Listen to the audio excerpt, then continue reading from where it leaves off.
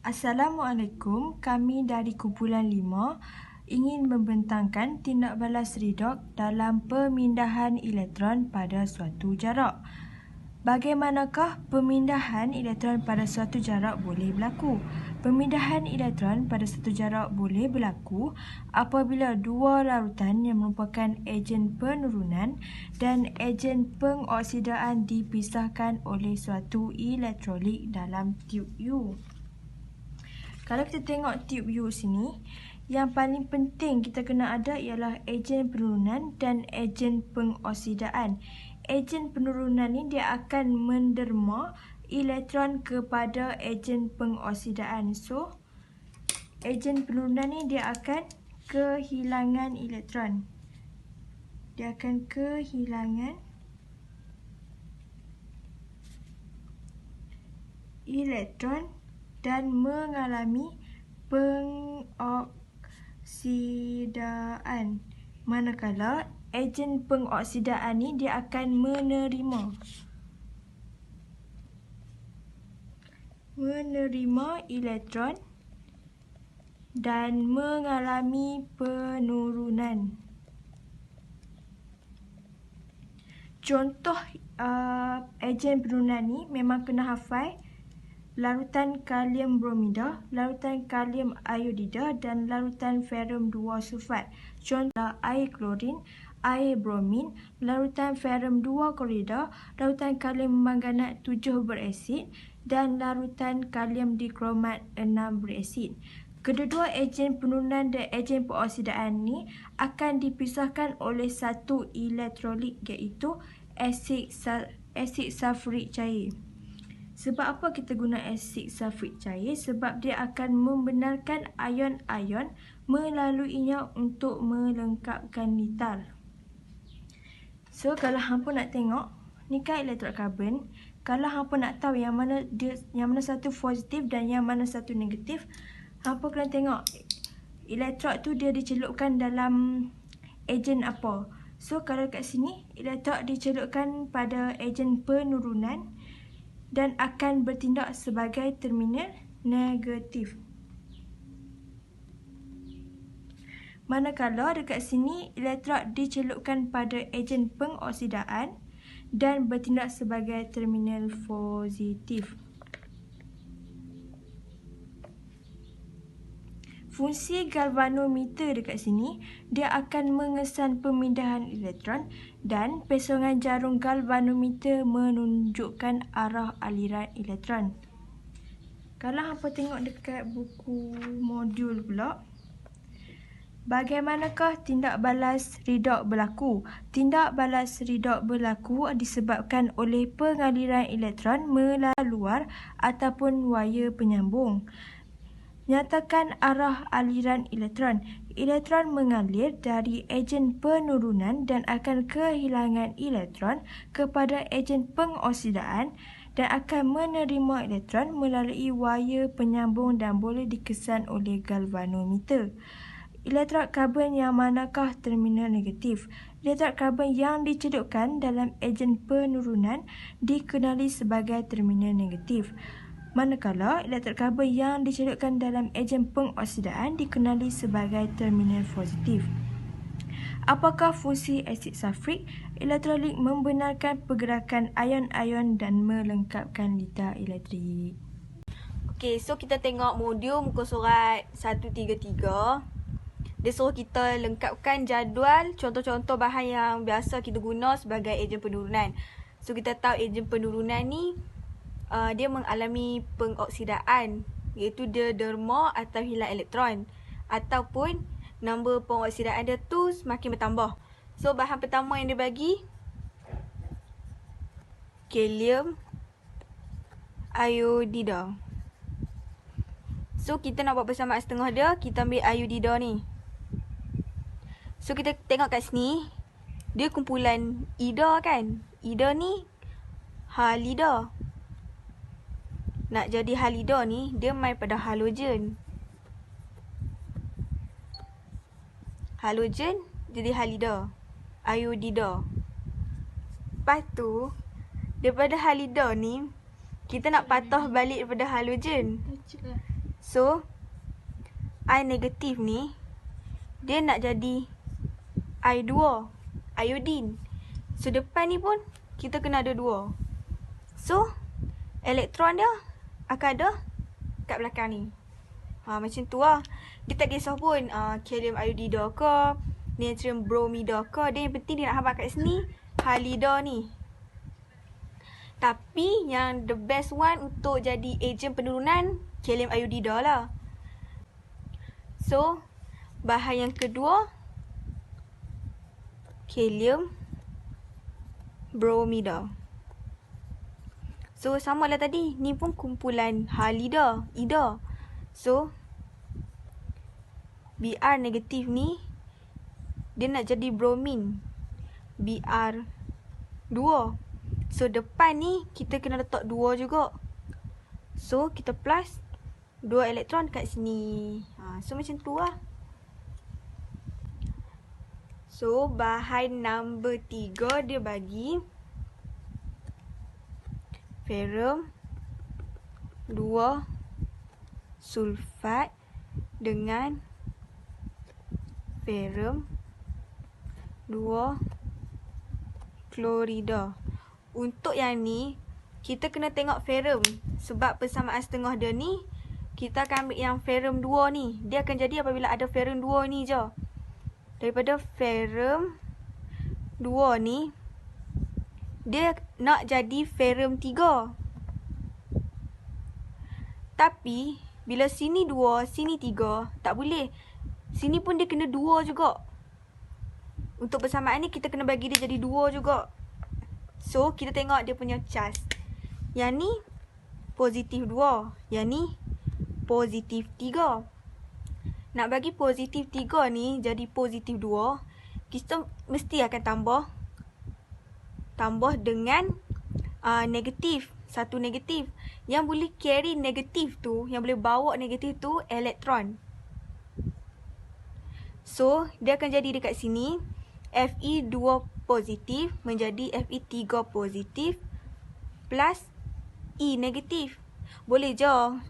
Satu. Selalunya kita tak boleh kan satu kan. So, dia jadi macam ni je lah.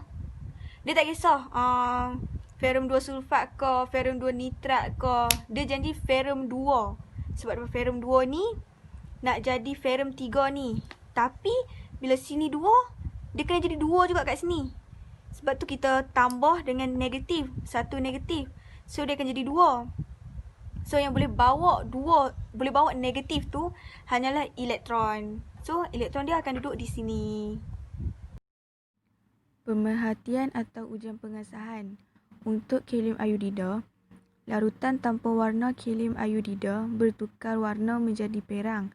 Apabila beberapa titik larutan kanji ditambah, larutan berubah warna daripada perang kepada biru tua. Untuk kalium bromida, larutan tanpa warna kalium bromida bertukar warna menjadi perang. Larutan tersebut ditambah dengan 1 cm3 trichloroetana. Campuran digoncangkan. Lapisan trichloroetana yang berada di lapisan bawah bertukar warna menjadi perang. Untuk ferrum 2 sulfat dan ferrum 2 klorida, larutan hijau pucat ferrum 2 sulfat bertukar menjadi perang apabila larutan natrium hidroksida ditambahkan kepada campuran sehingga berlebihan, mendakkan perang terbentuk. Ia tak larut dalam larutan natrium hidroksida berlebihan. Okey, kita nak bincang tentang ejen pengoksidaan. Bahan yang kita guna kalium manganat 7 beresid. Persamaan setengah penurunan dia MnO4 negatif tambah H positif tambah 5E menjadi Mn2 positif tambah H2O. Lepas tu 4 ni kita kena seimbangkan dia. O ni ada 4, kita bubuh 4 kat sini. Lepas tu H2 darab 4 menjadi 8. Jadi kita tambah 8 kat sini. Tu dia punya pemerhatian dia. Warna ungu larutan kalium manganat 7 beresid menjadi tanpa warna. Yang kedua, kalium dikromat 6 beresid. Dia punya formula Cr2O7 2 negatif tambah H positif tambah 6E menjadi Cr3 positif tambah H2O. Lepas tu kita kena seimbangkan dia. Cr sini ada 2, jadi kita tambah 2 kat sini. Lepas tu kat sini O tu ada 7, jadi kita tambah 7. Jadi H kat ni kita kena tambah juga 7 darab 2 jadi 14. Sebab tu kita tambah 14 kat sini. Dia punya pemerhatian dia, warna jingga larutan kalium dikromat 6 beresid bertukar menjadi hijau. Lepas tu kita pergi kepada air klorin. Dia punya setengah dia Cl2 tambah 2E menjadi 2Cl negatif.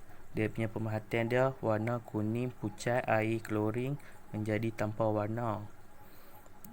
Seterusnya air bromin. Formula setengah dia Br2 tambah 2E menjadi 2Br negatif. Pemerhatian dia, warna perang air bromin menjadi tanpa warna.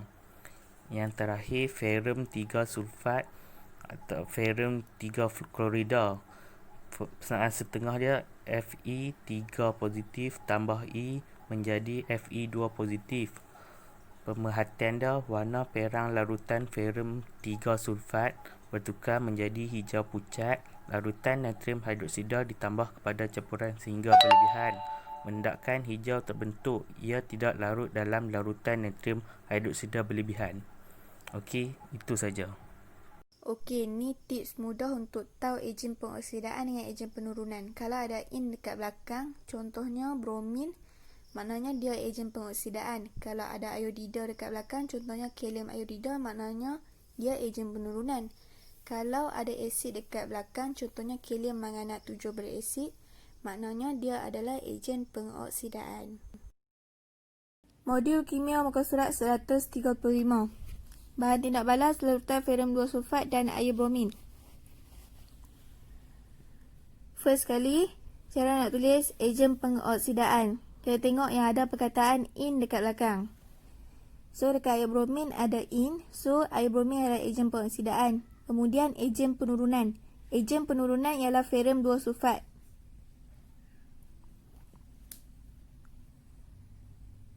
Okey, seterusnya, cara menulis persamaan setengah tindak balas pengoksidaan pada terminal negatif. Okey, tindak balas pengoksidaan ni ejen penurunan. So, kita tengok dekat ejen penurunan iaitu ferrum 2 sulfat. So, Fe2+ menghasilkan Fe3+ tambah elektron. Fe2+ warna hijau, manakala Fe3+ warna perang. So, pemerhatian dia, warna hijau larutan ferrum 2 sulfat bertukar menjadi warna perang. Seterusnya ialah ujian pengesahan. Tambahkan larutan natrium hidroksida ke dalam campuran sehingga berlebihan. Mendakan perang terbentuk. Mendakan tersebut tidak terlarut dalam larutan natrium hidroksida berlebihan. Seterusnya, cara kita nak tulis persamaan setengah tindak balas penurunan iaitu ejen pengoksidaan. Okey, ejen pengoksidaan adalah air bromin. So, kita tulis Br2 tambah elektron menghasilkan Br negatif. Br ada 2, so yang lain pun kena ada 2 supaya seimbang. Okey, Br warna perang, Br negatif colorless. Jadi, pemerhatian dia kita tulis warna perang air bromin dilunturkan.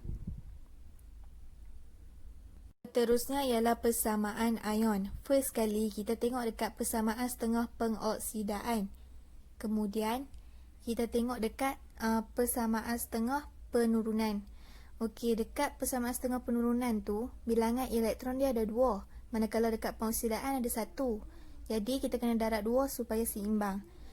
Kemudian ambil bahan pengoksidaan tambah bahan penurunan. Kemudian menghasilkan hasil pengoksidaan tambah hasil penurunan. Cara nak tentukan arah pengaliran elektron dan terminal positif atau negatif. First, kita lukis tube U macam biasa. And then, kita labelkan terminal negatif dan positif. Dan terminal negatif ni, kita refer kepada tindak balas pengoksidaan. So, kita tulis ejen penurunan dia dekat situ FeSO4. Manakala terminal positif ni, kita refer kepada tindak balas penurunan. So, kita tulis ejen pengoksidaan dia Br2 dekat situ. Kemudian, kita labelkan asid sulfurik cair dan elektrod karbon. So, elektron keluar daripada terminal negatif ke terminal positif. Kalium iodida dan kalium manganat 7 berasid. Ejen pengoksidaan. Kalium manganat 7 berasid sebab ada perkataan asid dekat belakang. Ejen penurunan. Kalium iodida sebab ada perkataan iodida. Persamaan setengah tindak balas pengoksidaan. Tindak balas pengoksidaan ni dia ejen penurunan. So, kita tengok dekat kalium iodida. So, iodida menghasilkan iodin tambah elektron. Iodin tu ada 2, so yang lain kena darab 2 supaya balance. Iodida tu colourless. Iodin tu colour pirang. So, pemerhatiannya, larutan kalium iodida yang tidak berwarna bertukar menjadi pirang.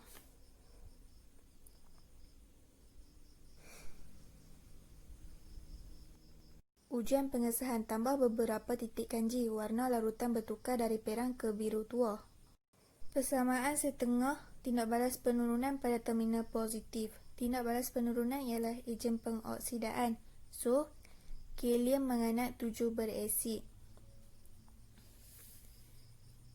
MnO4 negatif tambah 8H plus tambah 5E menghasilkan Mn2 plus tambah 4H2O.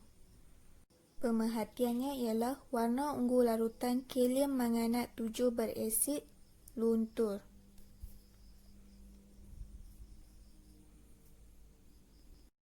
Persamaan ion. First kita tengok persamaan setengah tindak balas pengoksidaan. 2I negatif menghasilkan I2 tambah 2I. Dan kita tengok persamaan setengah penurunan.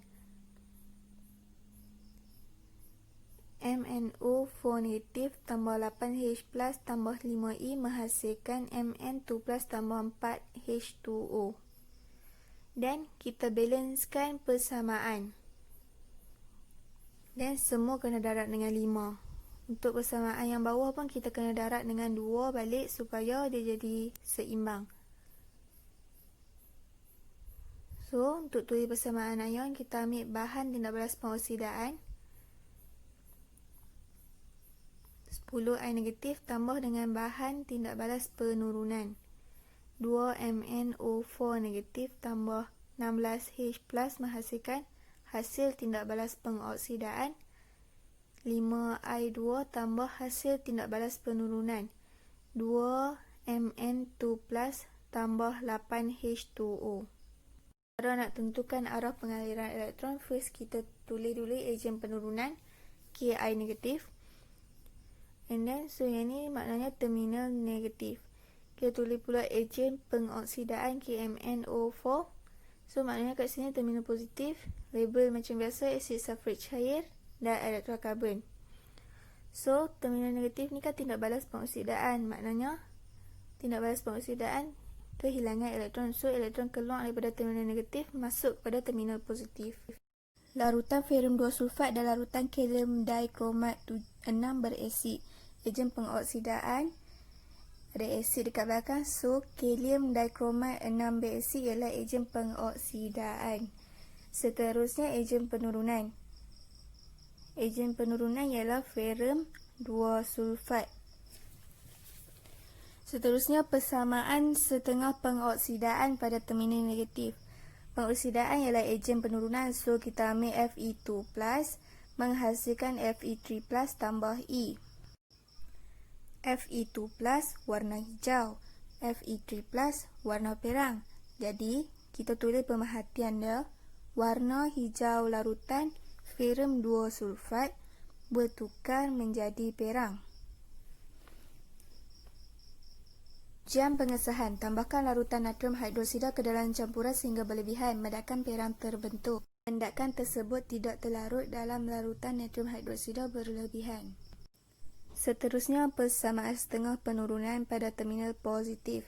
Penurunan ialah ejen pengoksidaan. Jadi kita tulis Cr2O72- tambah 14H+ tambah 6E menghasilkan 2Cr3+ tambah 7H2O. Seterusnya, pemerhatian dia, warna jingga larutan kalium dikromat 6 berasid bertukar menjadi warna hijau.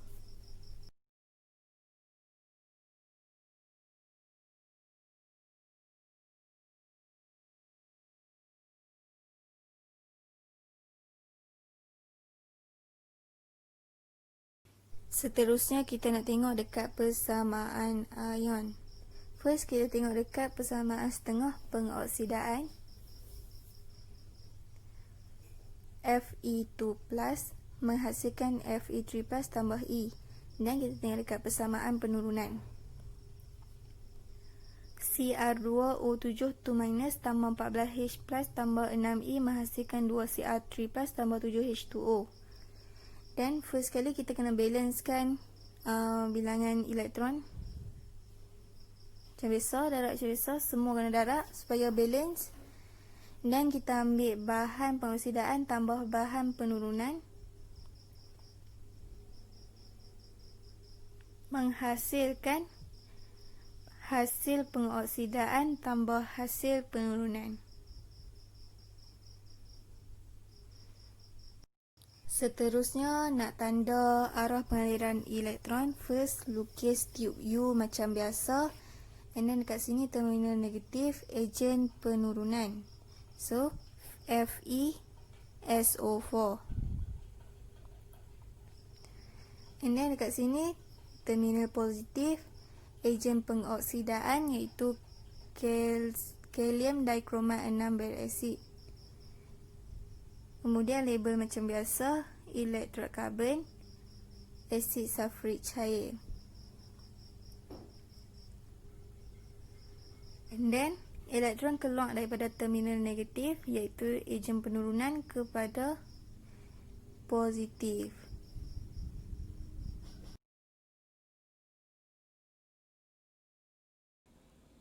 Latihan muka surat 136 dan 137 tu hampa try buat sendiri dulu. Lepas tu kalau dah siap hampa send kat kami cek jawapan.